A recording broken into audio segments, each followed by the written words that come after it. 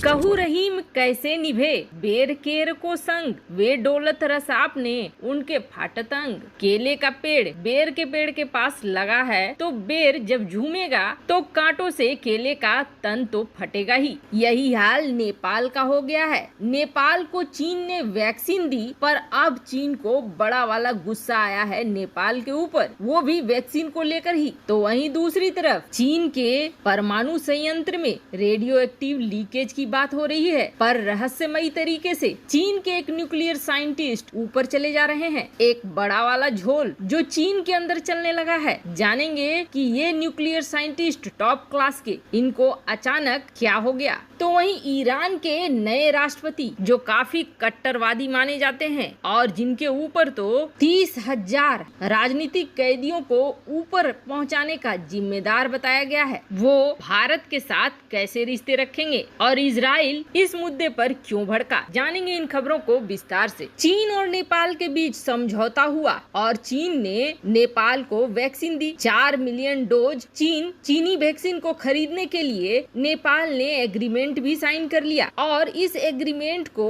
चीन ने ऐसे बनवाया कि नेपाल प्राइस का खुलासा नहीं कर सकता है कि कितने में बिका। लेकिन काठमांडू पोस्ट की एक आर्टिकल ने साइनोफार्म वैक्सीन के डोज को खरीदने वाले कीमत को उजागर कर दिया और ये भी कंफर्म कर दिया कि जो 2 मिनिस्टर और 2 गवर्नमेंट सेक्रेटरी शामिल थे इस कैबिनेट की मीटिंग में, जिसके तहत 4 मिलियन डोज खरीदे जाने वाले हैं, उन्हीं से मुझे रिपोर्ट मिला है और ये पुख्ता रिपोर्ट है कि $10 पर डोज खरीदे जा रहे हैं। अब इसके बाद चीन को आ गया है गुस्सा और चीन ने ऑफिशियली नेपाली एजेंसियों को बोलना शुरू कर दिया है कि आपने ये कैसे दुनिया के सामने रख दिया। अब नेपाल की मिनिस्ट्री इतनी डर गई है कि उन्होंने तो ये कहना शुरू कर दिया कि अभी तो कोई डील भी नहीं हुई है, मीडिया ऐसे कैसे कह सकता है। जाहिर सी बात है ये चीन हड़काना शुरू कर रहा है नेपाल को, जिसके बाद नेपाल ने सुर बदलने शुरू कर दिए। खैर, गुलामों के साथ चीन इसी तरह का व्यवहार करता है, पर वहीं दूसरी तरफ ईरान में अब सरकार बदल गई है और सरकार बदलने का सीधा सीधा असर 3 देशों पर पड़ रहा है, चीन, इजराइल और भारत। जहां तक ईरान और सऊदी अरब की दुश्मनी की बात है तो आपको बता दें, नए राष्ट्रपति ने कुर्सी संभालते ही एक बड़ा आदेश दे दिया है। पहले इस नए राष्ट्रपति के बारे में जाने। ये वो हैं जिनके ऊपर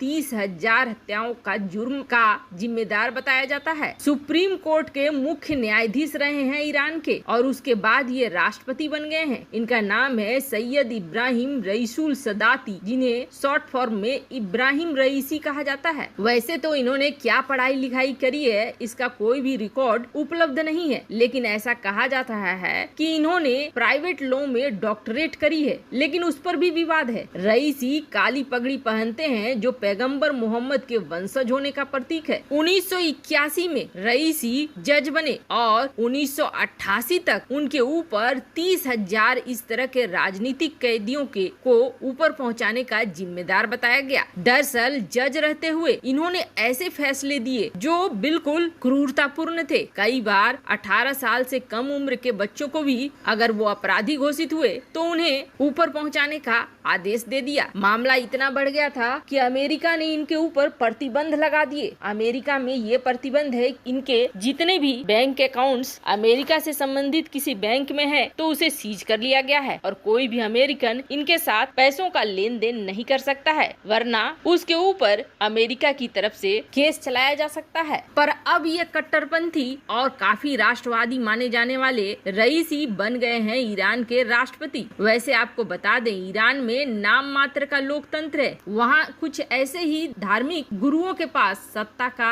कब्जा रहता है और ये पावर अपने आसपास में ही फैलाते रहते हैं, पर इसका सीधा असर भारत पर भी पड़ने वाला है। हाल फिलहाल में एक खबर आई थी जिसमें ये बताया गया था कि भारत की सरकारी कंपनी ONGC ने मेहनत करे और ईरान में गैस के भंडार को खोजा, पर बाद में ईरान ने उसमें से ONGC को ही निकाल कर बाहर फेंक दिया और फरजाद बी गैस प्रोजेक्ट को अपने सरकारी तंत्र को दे दिया। पर अब ईरान के साथ भारत के रिश्ते थोड़े बदलेंगे तो जरूर। ऐसा इसलिए क्योंकि कहा यह जा रहा है कि ईरान के ये नेता बिल्कुल लीक से हटकर काम कर रहे हैं। जैसे कि उन्होंने पहला आदेश दे दिया है कि सऊदी अरब में ये वापस राजदूत भेजेंगे। जो ईरान और सऊदी अरब के बीच कट्टर दुश्मनी थी वो दुश्मनी खत्म करने करने के लिए ये आगे बढ़ रहे हैं। तो वहीं दूसरी तरफ ये भी कहा जा रहा है कि जल्द ही फरजाद भी गैस प्रोजेक्ट में ईरान भारत को वापस लाएगा। अब ऐसा ईरान के ये नए राष्ट्रपति चीन को बैलेंस करने के लिए भी कर सकते हैं, पर ये सब कुछ अभी होने में कुछ वक्त है, उसके बाद ही पता चलेगा कि क्या चल रहा है। पर इन सब के बीच में चीन में एक अजीब सी हरकत हुई है और एक ऐसी घटना जिसके तार कई तरीके से जोड़े जा रहे हैं। हमने आपको बताया था